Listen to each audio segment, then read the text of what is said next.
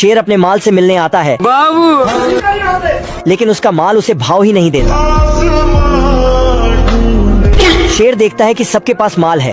साला ये दुख का खत्म नहीं होता बे। शेर उदास हो जाता है और सो जाता है। शेर सपने में आसमान की शहर करने लगता है। और मैं आसमान की ऊंचाइयों में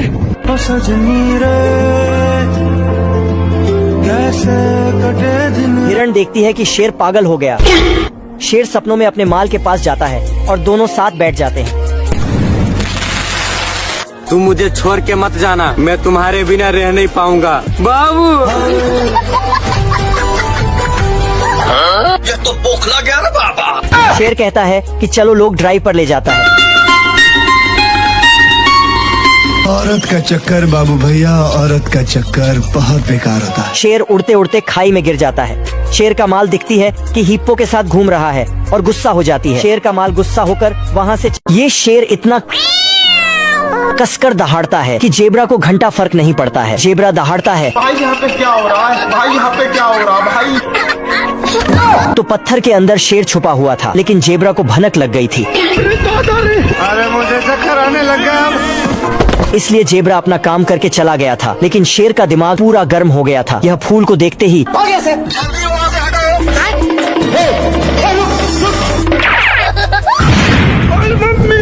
एक बार फिर से जेब्रा दहाड़ता है, जिसके कारण शेर हे प्रभु हे हरि राम कृष्ण। साले को छोड़ूंगा नहीं।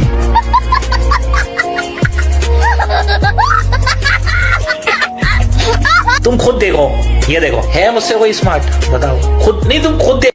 शेर सो के उठता है तो उसकी माल जाते हुए दिखाई देती है। तुझे देखा तो ये जाना सनम। वाह क्या सीन है। जिन्हें देखा तो नहीं। हेलो जान, लेकिन शेर की जान उसे भाव ही नहीं देती। तुमसे ना हो पाएगा, तुम्हारे लक्षण बिल्कुल ठीक नहीं लग रहा। तो शेर की माल उसकी जगह पर सो जाती है। मैं तुम्हारे बिना रह नहीं पाऊंगा। शेर भैंस के ऊपर बैठ कर शेर बोलता है कि साले बैठ जा, माल को इम्प्रेस करने दे यार।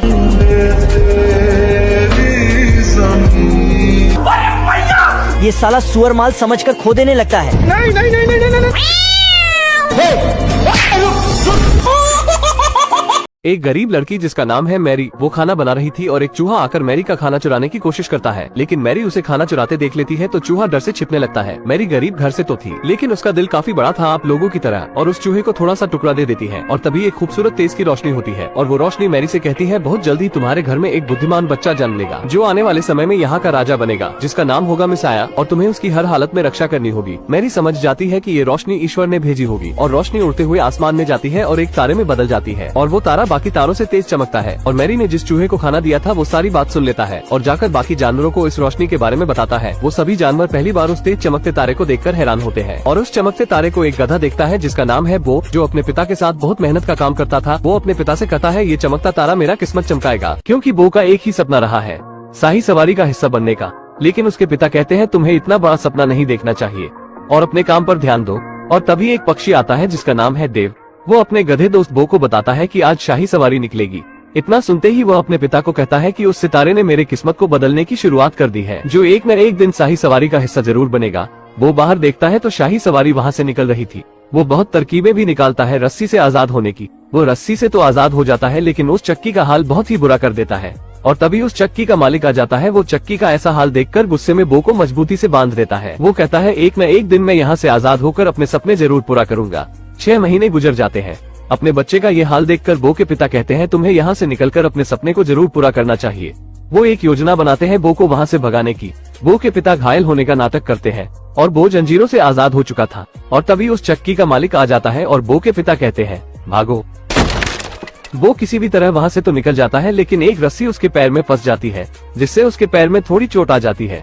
वो उसी हाल में आगे बढ़ता है और उसे मेरी दिखाई देती है, जो हमने फिल्म की शुरुआत में देखा था। वो अपने पति जोसेफ के साथ रहती थी। वो मेरी के घर में आकर टेबल के नीचे छिपा रहता है।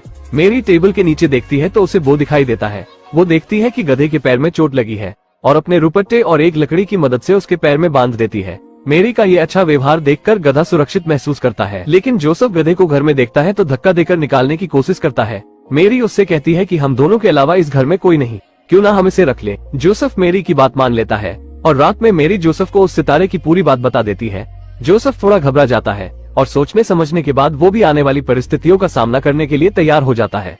अगले सीन में वो भागने की कोशिश करता है, लेकिन उसका दोस्त देव बताता है अगर तुम अभी बाहर निकले तो तुम्हारा मालिक पकड़कर तुमसे चक्की पिसवाएगा, और बताता है जब तक तुम्हारे पैर ठीक नहीं हो जाते तब तक तुम यहीं रुक जाओ। अगले सीन में हम 3 ऊंट और 3 वाइस मैन को देखते हैं। आप उन्हें ऋषि या ज्ञानी भी कह सकते हैं। वो तीनों ऋषि और तीनों ऊंट काफी उत्साहित होते हैं उस मैजिकल बच्चे से मिलने और उन्हें उपहार देने के लिए। जब वो राजा के महल पहुंचकर ये संदेश देते हैं तो राजा को लगता है ये सारे उपहार उसके लिए है, लेकिन वो तीनों ज्ञानी उन्हें बताते हैं कि ये सिर्फ मैजिकल बेबी के लिए है जो आगे चलकर यहाँ का राजा बनेगा और अभी तक उसका जन्म नहीं हुआ है। राजा इतना सुनते ही उन सभी को गिरफ्तार कर लेता है और अपना 2 खतरनाक सिपाही और 2 खतरनाक कुत्ते को उस मैजिकल बच्चे को पैदा होने से पहले ही मारने के लिए भेज देता है। फिर हम उसी चूहे को देखते हैं जिसे हमने फिल्म की शुरुआत में देखा था। वो अपने सभी दोस्तों को उस मैजिकल बेबी के बारे में बताता है और तभी वहाँ राजा के भेजे हुए शिकारी कुत्ते उस चूहे को पकड़कर सारी बात उगलवा लेते हैं कि मैजिकल बेबी कहाँ मिलेगा। पता चलते ही शिकारी कुत्ते मैरी के घर की ओर बढ़ते हैं। मैरी का पति गधे को अपनी गाड़ी में बांधने की बात करता है क्योंकि उन्हें अवैधलिन शहर की ओर जाना है, लेकिन वो ये शहर छोड़कर नहीं जाना चाहता क्योंकि वो अगर राजा से दूर हो गया तो शाही सवारी का हिस्सा नहीं बन पाएगा और वो दोनों पैदल ही निकल जाते हैं। और तभी मैरी के घर राजा के भेजे हुए शिकारी कुत्ते और सिपाही पहुंच जाते हैं। वो कबूतर से कहता है मेरी जान बचाओ, कुछ करके उनका ध्यान भटकाओ। बोबो से मैरी के बारे में पूछते हैं, लेकिन वो उन्हें कुछ नहीं बताता। फिर बोबो के पैर पर बंधे दुपट्टे को देखते हैं तो उसका सुगंध लेकर शहर की ओर बढ़ते हैं और वो ये सब देखकर घबरा जाता है और मैरी को बचाने के लिए निकल जाता है। लेकिन ये उन कुत्तों की चाल होती है और उस गधे का पीछा करते हैं मैरी तक पहुँचने के लिए कि देव बो को बताता है एक शॉर्टकट रास्ते के बारे में, लेकिन वो काफी खतरनाक रास्ता होता है। और वहीं पर बो को एक भेड़ मिलती है जिसका नाम है रूट। वो सारी कहानी रूट को बता देता है। रूट बो को बताती है कि वो भी आने वाले मैजिकल बेबी का बेसब्री से इंतजार कर रही है और बो के साथ वो भी मैरी को बचाने निकल जाती है। और हम इधर देखते हैं कि तीनों ऊंट राजा के महल में जाकर वो सारी बात सुन लेते हैं कि उस बच्चे तक कैसे पहुंचकर उसे मारना है। राजा उन तीनों ज्ञानी को रिहा कर देता है, ये बताकर कि अपने होने वाले राजा को ढूंढकर ये सारे उपहार दे दो जो तुम लोगों ने इतनी दूर से लाया है। लेकिन वो तीनों ऊंट समझ जाते हैं कि इनके जरिए वो मैजिकल बेबी के पास पहुंच जाएगा और उसे खत्म कर देगा। ये गधा अपनी मालकिन मैरी को शिकारी कुत्तों के बारे में अपनी भाषा में बताकर चेतावनी देता है, लेकिन उन दोनों को गधे की भाषा समझ में नहीं आती। लेकिन जब गधा पीछे देखता है तो शाही शिकारी कुत्ते उन्हें ढूंढते हुए बाजार में पहुंच चुके हैं। तभी वो मैरी का सॉल पकड़कर उसे आगे ले जाता है ताकि उसे इन शिकारी कुत्तों से छुपा सके। लेकिन वो शिकारी कुत्ते और शिकारी मैरी को देख लेते हैं, पर वो शिकारी अपने दोनों कुत्तों को एक जगह बांध देता है और मैरी को मारने के लिए आगे बढ़ता है। गधा और उसके सभी साथी देखते हैं कि ये खतरनाक शिकारी मैरी पर हमला करने आ रहा है, तो देव उसे रोकने के लिए पूरे जोश में जाता है। लेकिन देव आकर भेड़ से कहता है कि तुम जाकर उसे रोको। जब भेड़ उसे रोकने आती है तो शिकारी कहता है। गधा देखता है कि राजा का सिपाही हथियार लेकर मैरी की तरफ बढ़ रहा है। वो जल्दी से जोसेफ के गाड़ी के नीचे लगाए गए पत्थर को हटा देता है, जिससे उसकी गाड़ी तेजी से ढलान की ओर जाकर दूसरी गाड़ी से टकराती है और बहुत हंगामा होता है, जिससे बाजार तहस नहस हो जाता है। सिपाही जैसे ही मैरी को मारने के लिए जाता है तभी एक दुकान उसके ऊपर गिरती है और वो कुएं में जा गिरता है। वो ये देखकर बहुत खुश होता है कि मुसीबत टल गई, लेकिन उन्हें बाजार से निकाल दिया जाता है। मैरी का पति जोसेफ इस बात से बहुत गुस्सा होता है कि हमें बेवजह बाजार से निकाल दिया गया इस गधे की वजह से। वो ये सब सुनकर बहुत बुरा महसूस करता है और वो अपने दोस्त देव को लेकर उनसे दूर चला जाता है। मैरी जोसेफ को कहती है तुम्हें ऐसा नहीं करना चाहिए था, क्योंकि मैरी बो को अकेला नहीं छोड़ना चाहती। जो खतरनाक सिपाही कुएं में गिरा था वो बाहर आकर फिर से मैरी का पीछा करता है। बो और देव बहुत आगे आने के बाद देखते हैं कि सामने ही शाही सवारी है और तभी बो के पैर से मैरी का बंधा हुआ रुपट्टा का टुकड़ा उड़ जाता है। वो ये देखता है तो उसे मैरी की फिक्र होने लगती है और देव से कहता है मुझे मैरी के पास जाना होगा उसे बचाने। देव उससे कहता है हम तो मंजिल के करीब है, यही तो हमारा सपना था, और कहता है जहाँ तुम रहोगे वहाँ मैं भी रहूंगा। वो दोनों मैरी को ढूंढने फिर से निकल जाते हैं और दूसरी तरफ मैरी जिस गाड़ी में जा रही थी वो गाड़ी टूट जाती है, जिसकी वजह से जोसेफ को बहुत ज्यादा गुस्सा आता है और वो सारा गुस्सा मैरी पर निकालता है। मैरी को बहुत ही बुरा लगता है और वो अकेले ही आगे जाने लगती है और जोसेफ को भी काफी बुरा लगता है और तभी वो आ जाता है। वो जोसेफ को धक्का देता है कि तुम भी मैरी के साथ जाओ। वो भागते हुए मैरी के पास जाता है और उससे माफी मांगता है और ये भी कहता है कि आने वाली कोई भी मुसीबत हो हम मिलकर उसका सामना करेंगे।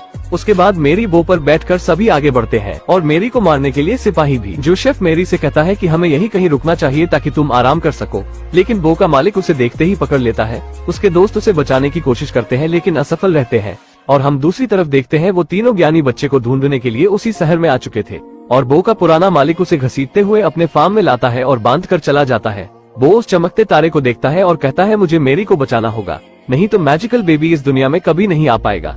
ये बात वहाँ के जानवर सुनते हैं तो बो को बताते हैं इस तेज चमकते सितारे की रोशनी पिछले 9 महीने से इस मैनगर के ऊपर पड़ रही है और हमारी नींद उड़ी हुई है। बो समझ जाता है कि मैजिकल बेबी का जन्म यही होगा और उन्हें शाही सिपाही और शिकारियों के बारे में बताता है। वहाँ के जानवर बो को वहाँ से निकालने में मदद करते हैं। बो जैसे ही बाहर आता है तो उसके दोनों दोस्त मिलते हैं। बो को बताते हैं कि वो खतरनाक सिपाही यहाँ तक पहुँच चुके हैं वो दोनों कहते हैं हमें किसी की मदद लेनी होगी। देव और शीप किसी की मदद लेने के लिए निकल जाते हैं। देव को ज्ञानी के तीनों ऊंट मिलते हैं और शीप अपने प्रजातियों से मदद मांगती है, लेकिन कोई उसकी नहीं सुनता। और तभी वही रोशनी होती है और उन्हें बताती है कि उस बच्चे को किसी भी हाल में बचाना होगा। सभी उसकी मदद करने के लिए निकल जाते हैं और हम दूसरी तरफ देखते हैं कि मेरी और जोसेफ को अब तक कोई कमरा खाली नहीं मिला है। मेरी दर्द से नीचे बैठ जाती है और वो भी वहीं पहुंच जाता है। सिपाही भी उनके पीछे उसी शहर में उन्हें ढूंढ रहा था। वो उन्हें खींचने लगता है और मेरी उसके ऊपर बैठ जाती है। वो उन्हें वहीं ले जाता है जहाँ सितारे की रोशनी पड़ती है। वहाँ के सभी जानवर उस जगह को साफ करते हैं मेरी के लिए। वो बाहर निकलकर देखता है तो उसे शिकारी कुत्ते और सिपाही दिखाई देता है। वो अकेले ही उनसे मुकाबला करता है। वो दोनों कुत्ते को तो मार देता है लेकिन सिपाही से लड़ नहीं पाता। और तभी बहुत सारे शीप उस सिपाही पर हमला करते हैं और तभी वो तीनों ऊंट भी आ जाते हैं।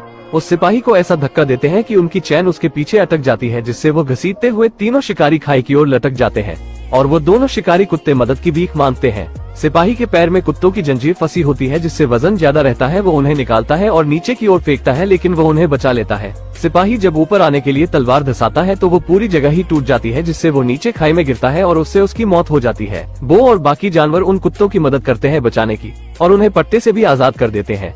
और उन कुत्तों को समझ आता है कि वो खुद बहुत गलत कर रहे थे। उसके बाद सभी जानवर उस फार्म में जाते हैं। वो देखते हैं कि मैजिकल बेबी ने जन्म ले लिया है और वो दोनों कुत्ते भी उस बच्चे को देखने आते हैं। वो उन्हें मिलवाता है मैजिकल बेबी से और तभी वो तीनों ज्ञानी वहीं पहुंच जाते हैं और उस बच्चे के आगे उसका उपहार रख देते हैं। वो तीनों ज्ञानी बताते हैं कि आने वाले समय में यही बच्चा इस जहां का राजा बनेगा और उसके माता पिता के अलावा सभी उस बच्चे के आगे अपना सर झुकाते हैं, क्योंकि यही उनका कल का राजा है। वो वहाँ से जाने लगता है लेकिन मेरी उसे रोक लेती है और साथ रहने को कहती है और यहीं पर यह मूवी खत्म हो जाती है। इस मूवी से हमें यही सीख मिलती है कि सपने से बड़ी चीज किस्मत होती है। सपने हम देखते हैं लेकिन वहाँ तक किस्मत हमें ले जाती है, क्योंकि किस्मत भगवान के बनाए गए रास्ते होते हैं। अगर आपको ये वीडियो अच्छी लगी हो तो लाइक करना मत भूलना, क्योंकि अगले संडे आपको इससे अच्छी वीडियो मिल सकती है। तो उसके लिए सब्सक्राइब कीजिए और नोटिफिकेशन ऑल पर कर लीजिए ताकि हर आने वाली वीडियो आपको पता चले।